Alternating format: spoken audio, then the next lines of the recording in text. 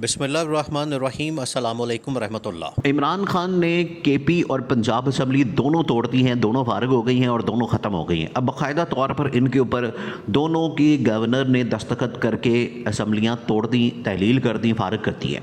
अब निगरान सेटअप के लिए बातचीत हो रही है। निगरान सेटअप अब इसी हफ्ते की देर है, इसी हफ्ते में आ जाना है। निगरान सेटअप दोनों सूबों में आ जाना है। अब रहेगी बात जो नेशनल असम्बली है। देखिए, अब आपने ये मामला समझना है, ये बड़ा अहम मामला है जो इस टाइम मसला पैदा हो गया पाकिस्तान के अंदर। दो सूबे इस टाइम क्राइसिस के अंदर चले गए हैं। दो सूबों में इस टाइम हुकूमत नाम की चीज़ नहीं है और दो सूबे इस टाइम हुकूमत के बग़ैर चल रहे हैं।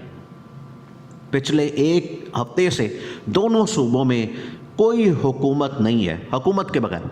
ये मुल्क देखें, ये मुल्क का इन्होंने किस तरह से मजाक बनाया हुआ है, मुल्क का किस तरह से इन्होंने खिलवाड़ किया है मुल्क के साथ, मुल्क की मईशत के साथ, मुल्क की सियासत के साथ, सूबों के साथ, अवाम के साथ। ये दो इस टाइम सूबे जो है वो इस टाइम हुकूमत के बगैर चल रहे हैं।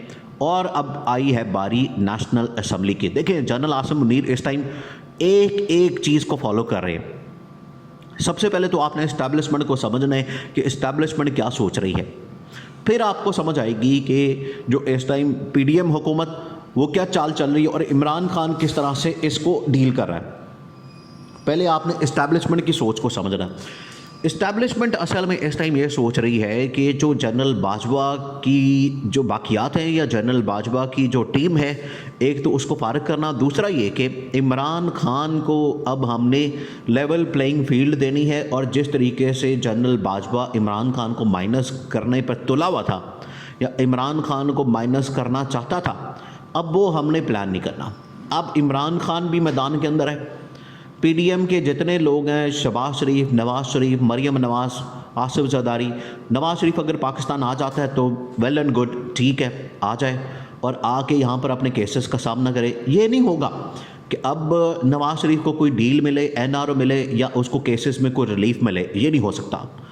नवाज़ शरीफ को किसी सूरत अब कोई रिलीफ नहीं मिलने वाला। ये इस्टेब्लिशमेंट ने बड़ा दो टोक अंदाज में, क्योंकि जो डील हुई थी, देखें अब आपने ये जो जनरल बाजवा ने एक्सटेंशन ली जिसके बारे में इमरान खान कहता है कि जब मैंने एक्सटेंशन दे दी जनरल बाजवा को, उस वक्त ये हालात बना दिए। देखें, ये इमरान खान ने इंटरव्यू में खुद कहा कि 6 लोग थे जहाँ पर एक्सटेंशन की बात हुई जनरल बाजवा की, उसके अंदर 4 तो सिविल के थे, 4 मेरी पार्टी के लोग हैं, मुझे पता है उनका, 2 मिलिट्री के लोग थे और वहाँ वो 6 लोग गवाह हैं। और उसकी मौजूदगी में जनरल बाजवा की एक्सटेंशन इन्होंने हालात ऐसे बना दिए और ये कहा कि जी अगर आपने अब एक्सटेंशन अनाउंस नहीं की तो जनरल बाजवा के लिए बड़ा मसला हो जाना है, अंदर मिलिट्री इस्टेब्लिशमेंट के अंदर सियासत शुरू हो जानी है, इस वजह से आप अभी अनाउंस करें। इमरान खान ने अनाउंस कर दी। इमरान खान ने कहा कि जैसे ही मैंने अनाउंस की एक्सटेंशन तो शहबाज शरीफ, नवाज़ शरीफ, नून लीग, पीपल्स पार्टी, सारों ने जनरल बाजवा को वोट दे दिया। वोट देने के बाद जैसी एक्सटेंशन होगी जनरल बाजवा बिल्कुल बदल गया। जनरल बाजवा फिर अकाउंटेबिलिटी पे हट गया, जनरल बाजवा एहतसाब से भी हट गया। जनरल बाजवा ने इनके लिए सॉफ्ट कॉर्नर और इनके साथ डील और ये सब कुछ, उसके बाद फिर न्यूट्रल और ये तमाम चीज़ें। ये बड़ा क्लियरली अब इमरान खान ने बता दिया है कि उस वक्त जो एक्सटेंशन दी वो किस तरह से एक डील बनी थी असल में नून लीग, नवाज़ शरीफ, शहबाज शरीफ और आसिफ जरदारी के दरमियान और जनरल बाजवा के दरमियान। ये डील की वजह से जनरल बाजवा को एक्सटेंशन मिली और उसके बाद इस हुकूमत को लाया गया। ये तो अब क्लियर हो गया। अब ये तमाम चीज़ें इस्टेब्लिशमेंट जो मौजूदा जनरल आसिम मुनीर की है उसके नॉलेज पे हैं, उनको पता चल गया है। इस वजह से वो अब इससे 2 चीज़ों से अब जान छुड़ाना चाहते हैं। एक तो ये कि जनरल बाजवा की जितनी सारी टीम है, एक तो वो फारग करनी है। दूसरा ये कि उसकी जो हुकूमत है ये पीडीएम की, जो मिला के इन्होंने बंदे इकट्ठे करके दिए हैं, इसको फारग करना है, क्योंकि अब इसको फारग किए बगैर और कुछ चारा नहीं। ये मुल्क को तबाह कर रहे हैं, मुल्क को बर्बाद कर रहे हैं। इस टाइम देखिए ये बड़ा अहम तरीन मामला है। इस टाइम DGISI के अंदर रिफॉर्म्स, DGISI की तब्दीली की बातें ये इस टाइम हो रही हैं। ये बड़ा हसास मामला है, ये अब आपने समझना है, ये बड़ा हसास मामला है, क्योंकि जनरल बाजवा ने ही इस DGISI को लगाया था। और जब भी कोई नया जनरल आर्मी चीफ बनता है वो आके फिर अपनी टीम लाता है जिसके अंदर DGISPR, DGISI, अहम तरीन जो कोर कमांडर्स हैं वो, ये तमाम चीज़ें वो करता है। अब इस टाइम अब आपने सिचुएशन समझनी है कि ये हफ्ता बड़ा क्रिटिकल है और इम्पॉर्टेंट है, क्योंकि इसी हफ्ते ये असम्बलियाँ डिज़ोल्व हुई हैं केपी और पंजाब की, और अगले हफ्ते के अंदर जो नेशनल असम्बली वो डिज़ोल्व करनी है। ये प्लान है इमरान खान का, क्योंकि अब अगर असम्बलियाँ डिज़ोल्व होती हैं तब जाके इलेक्शन जो है वो फ़ौरन ईद के बाद होंगे, फ़ौरन। अब 2 महीने हैं, उसके बाद रमज़ान है और उसके बाद फिर ईद के बाद ये इलेक्शन हर हाल में। इमरान खान ने कहा है कि मेरी ये पेशन गोई है, इमरान खान ने पेशन गोई कर दी कि मेरी ये पेशन गोई है कि ईद के फ़ौरन बाद या अप्रैल के अंदर इलेक्शन हो जाने। और वो जो इलेक्शन का टाइम बनता है वो यही बनता है कि जैसे ही रमज़ान ख़त्म हो, ईद ख़त्म हो, उसके बाद इलेक्शन कॉल कर दिया जाए और पूरा रमज़ान उसमें ये जो पॉलिटिकल कैंपेन है वो। अब वैसे ही इमरान खान को देखें, कैंपेन की तो ज़रूरत ही नहीं। इमरान खान इस टाइम पाकिस्तान के अंदर टॉप का लीडर है, सबसे पॉपुलर लीडर है, और इमरान खान की पॉपुलैरिटी इस टाइम 79-80% है। जो मुख्तलिफ सर्वेस इंटरनेशनल ऑर्गेनाइजेशन उन्होंने किए हैं उसके मुताबिक इमरान खान की इस टाइम जो पॉपुलैरिटी है 80% है, और इमरान खान इस टाइम टॉप पर है।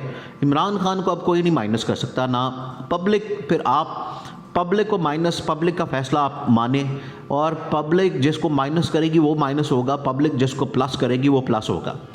और इमरान खान को पब्लिक ने प्लस कर दिया, इस वजह से इमरान खान को माइनस करना अब नामुमकिन है। अब ये जो सूरत हाल बनी है ये बड़ी मखदूश सूरत हाल है, ये बड़ी ख़तरनाक सूरत हाल, बड़ी खौफनाक है मुल्क के अंदर, कि 2 सूबों के अंदर इस टाइम हुकूमत नहीं और नेशनल असम्बली का प्लान अब बन चुका है। ये इस्टेब्लिशमेंट डिसाइड कर चुकी है कि इसको घर भेजना है, इस हुकूमत को, पीडीएम को। और इमरान खान की जो सबसे बड़ी डिमांड है जनरल इलेक्शन की, इमरान खान की जो सबसे बड़ी डिमांड और मुतालबा है इलेक्शन का, वो हर हाल में पूरा करना। वो पूरा किए बगैर अब मुल्क आगे नहीं चल सकता। ये अब राब्ते हो रहे हैं, खुफिया मुलाकातें, मुज़ाकरात, बैकडोर चैनल के ऊपर सब कुछ हो रहा है, अभी नज़र नहीं आ रहा। अभी आपको मीडिया के ऊपर, सोशल मीडिया के ऊपर बस यही कासिम अली शाह इधर आ गया, उधर चला गया, इमरान खान के ऊपर अब ये हो गया नया केस, तो इस तरह की चीज़ें चल रही हैं। लेकिन असल में जो बैकग्राउंड के अंदर, जो बैक चैनल, वहाँ पर जो बातचीत हो रही है उसमें अब चीज़ें फाइनल स्टेज की तरफ जा रही हैं, फाइनल। और ये इलेक्शन जो है वो अप्रैल के अंदर तो लाजमी, ईद के बाद तो पक्के हैं। अब इसको कोई नहीं टाल सकता। इससे आगे जाएंगे, इससे आगे एक दिन भी होगा तो ये मुल्क के लिए नुकसान है, मुल्क के लिए तबाही है, मुल्क के लिए बहुत ज़्यादा, मुल्क 30 से 40 साल पीछे चले जाना है, ये हालात बन जाने हैं। आप अंदाज़ा करें 30 से 40 साल इन्होंने नुकसान किया है मुल्क का, इतना ज़्यादा मुल्क का बेड़ा गर्क किया है। और ये इतनी तजर्बाकार टीम थी कि जिसने तबाही फेर दी मुल्क के अंदर, और अब ये इसका खमियाजा भुगतने वाले हैं।